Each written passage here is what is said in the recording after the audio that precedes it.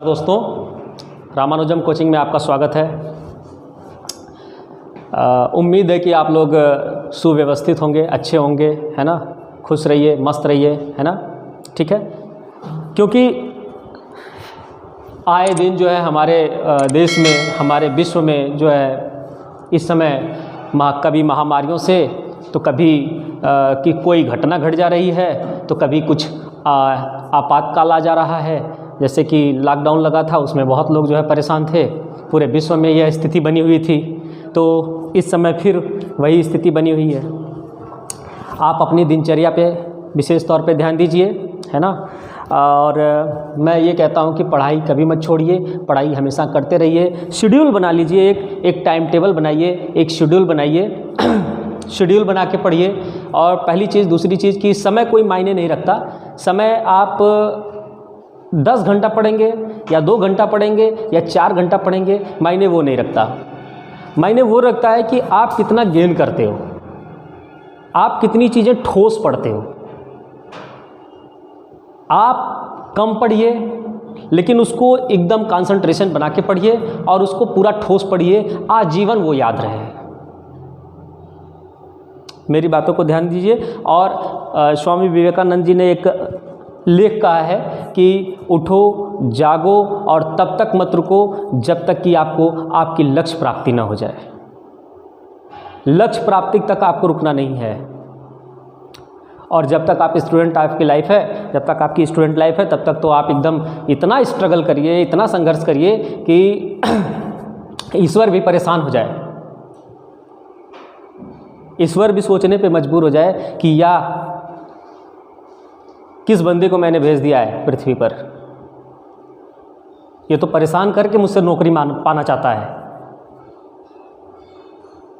इतना वर्क कर दीजिए, इतना हार्ड वर्किंग बनिए कि वो खुद परेशान हो जाए कि आपको नौकरी मिल जाए, आपको कोई जॉब मिल जाए, आप उस ऊंचाइयों तक जाइए।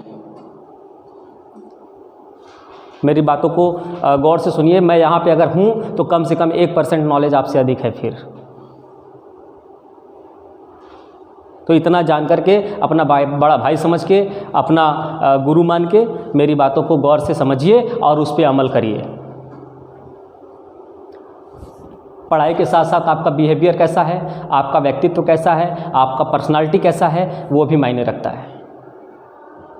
इन सारी चीज़ों को देखते हुए आप हमेशा स्टडी में लगे रहिए। मैं कहता हूँ कि आप अगर संघर्ष करेंगे तो आप कभी हारेंगे नहीं। आप हमेशा उस मुकाम तक पहुँचेंगे जिसको आपने एम बनाया है, जिसको आपने लक्ष्य बनाया है, जिसको आपने टारगेट बनाया है। दोस्तों,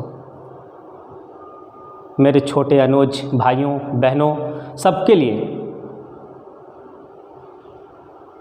और पढ़ने का मतलब ये नहीं है कि आप लगे रहो और ऐसे खोल लो, गार्जियन आता है तो उसके सामने ऐसे खोल के बैठ जाओ और दिखाओ कि मैं पढ़ रहा हूँ, मैं पढ़ रहा हूँ। आप अपना शीशा देख रहे हो, वो पढ़ रहा हूँ। नहीं, ऐसा नहीं है। आप 2 घंटा पढ़ो, 4 घंटा पढ़ो, 5 घंटा पढ़ो, उससे कोई मतलब नहीं रखता है। आप बस आपको टारगेट बनाते हो तो आप टारगेट बनाने के लिए एक शेड्यूल बनाओ कि मुझे इतना ही पढ़ना है, मुझे इतना पढ़ना है, इतना आज, इतना ऐसा पढ़ना है कि वो जीवन भर भूले ना, और विशेष तौर पे एग्जामिनेशन हॉल में ना भूले। तो मैं जैसा कि बताया कि 2019 में नवंबर में 7 नवंबर से स्टार्ट हुआ, ये प्रारंभ हुआ आपके कोरोना का, कोविड-19 के नाम से जाना जाता है। कोविड-19 का प्रारंभ हुआ और अब तक चला ही आ रहा है। भले ही वैक्सीनेशन हो रहा है, कोवैक्सीन आ गई और बहुत सारी व्यवस्थाएं हो गई, विश्व में सारी व्यवस्थाएं हो गई, लेकिन अभी तक जो है लोग उस महामारी से लड़ रहे हैं, संघर्ष कर रहे हैं। जैसा कि आए दिन जो है घटनाएं घटती जा रही हैं विश्व में, बहुत सारी चीज़ें अब न्यू हो रही हैं और पिछली जो चीज़ों को दोहराया भी जा रहा है। पिछले जो द्वितीय विश्व युद्ध था उसको अब फिर से अमल में लाया जा रहा है। जैसा कि आप लोगों ने देखा, यहाँ रूस और यूक्रेन के बीच इस समय जो है, रूस और यूक्रेन के बीच जो है इस समय महायुद्ध चल रहा है। और वह द्वितीय युद्ध का जो द्वितीय विश्व युद्ध था उसका जो है अब यहाँ पे एक बार फिर से हम लोगों को परिणाम देखना पड़ रहा है। यहाँ देखिए फिर से यूक्रेन और रसिया के बीच, रूस के बीच जो है महायुद्ध चल रहा है। आज 5वां दिन दोस्तों।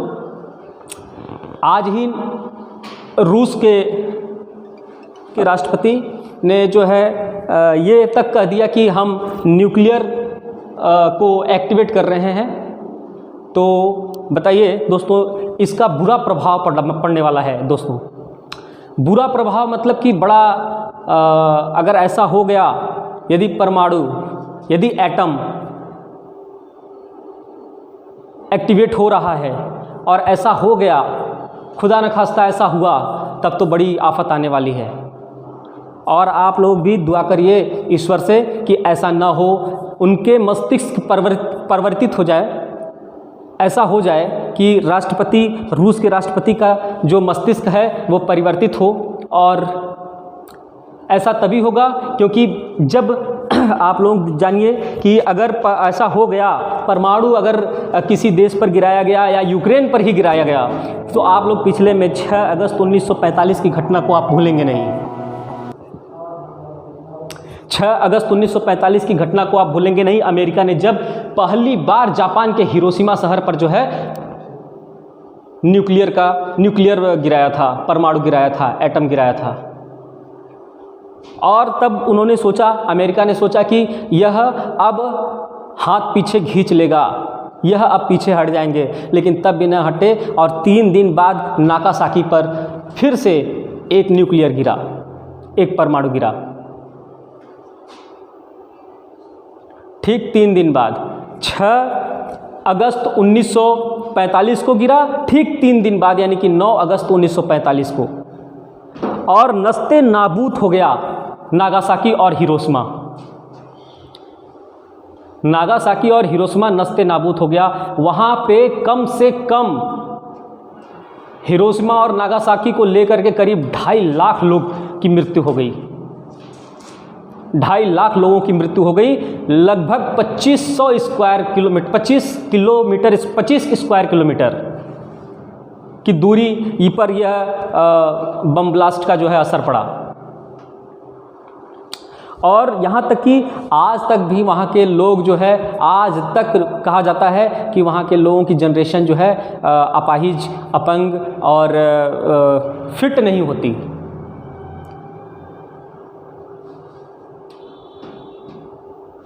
दोस्तों, इसी चीज़ को लेकर के मैं आप लोगों से चर्चा कर रहा था, और आप भी मेरी बातों को सुन रहे हैं, तो आप भी अब से आपसे जो है भगवान से और ईश्वर से इस समय फ़िलहाल में सबके लिए शांति तो मांगिए, लेकिन अब से ये शांति मांगिए कि विश्व शांत रहे।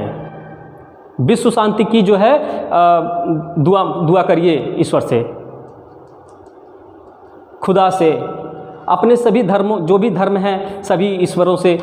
ईश्वर एक होता है, आप तो जानते ही हैं। आप उनसे जो है, गॉड से सिर्फ एक ही दुआ करिए कि हमारा विश्व शांति बरते और विश्व शांत रहे।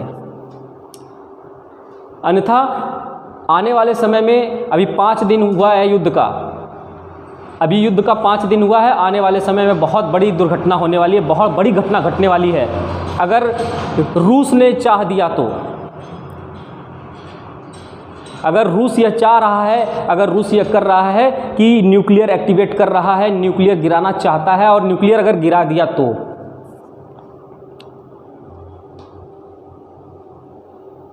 जापान के उस शहर में जो लोग थे, जो बच गए, नागासाकी हिरोशिमा में जो लोग बचे, वो काली बारिश होने के कारण उनकी मृत्यु हो गई।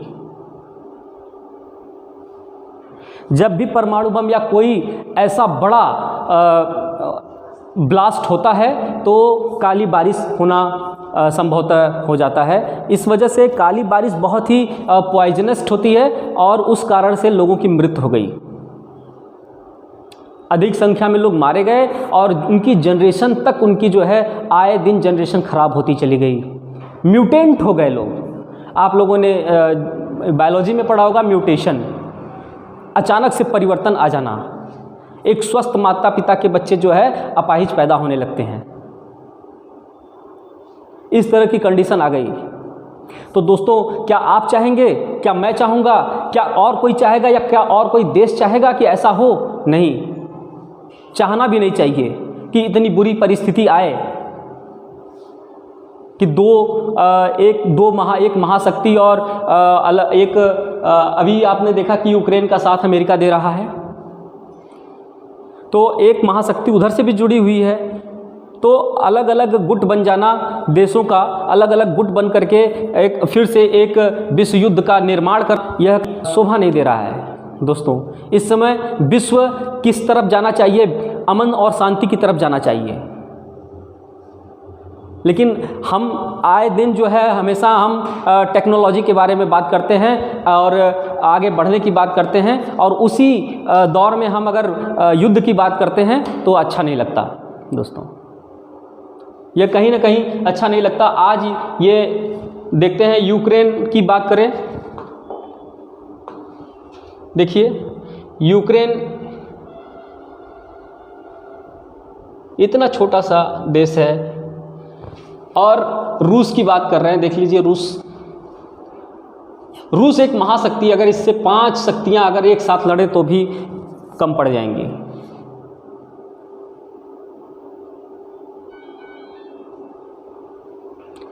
और इससे शक्तियां और मिलती जाएंगी, तो अगर गुटबाजी होगी तो और भी दिक्कतें पैदा होंगी। तो इसीलिए दोस्तों, मेरा कहना यह है, मैं ये कहना चाहता हूँ आप लोगों से कि आने वाले समय में हमारे अभी इस समय प्रधानमंत्री, और इसमें भारत का हस्तक्षेप होना जरूरी हो गया है। भारत का हस्तक्षेप होना इसलिए जरूरी है क्योंकि शुरू से यह इतिहास गवाह है कि संधि में सबसे आगे रहा है भारत। संधि करने में या करवाने में भारत देश सबसे आगे रहा है। और मैं चाहता हूं कि दामोदर दास नरेंद्र मोदी जी, माननीय दामोदर दास नरेंद्र मोदी जी, यह मेरी आवाज़ वहाँ तक अगर पहुँच रही है तो मैं उनसे रिक्वेस्ट करता हूँ, माननीय से मैं ये रिक्वेस्ट करता हूँ कि किसी तरह से रूस के राष्ट्रपति को मनाया जाए, कुछ ऐसा निष्कर्ष निकाला जाए कि विश्व शांति की तरफ चले, कुछ ऐसा निष्कर्ष निकाला जाए। आने वाला समय बहुत ही भयावहीन है। तो दोस्तों, आप लोगों से यही रिक्वेस्ट है कि आप लोग भी ईश्वर से ये मांगिए, ये पूजा पाठ करिए और आप दुआ करिए कि ऐसा ना हो। माननीय प्रधानमंत्री जी से मेरा रिक्वेस्ट है कि किसी तरह से संधि का जो है एक निष्कर्ष है वो निकालें रूस और यूक्रेन के बीच।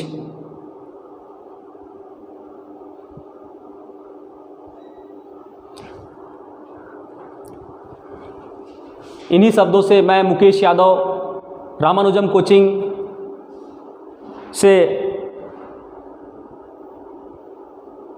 आप लोगों को और मेरे भारत देश के सभी जनता, विश्व की सभी जनता से ये रिक्वेस्ट करता हूँ कि सभी लोग जो है गॉड फादर से रिक्वेस्ट करें कि विश्व शांति की तरफ बढ़े। धन्यवाद।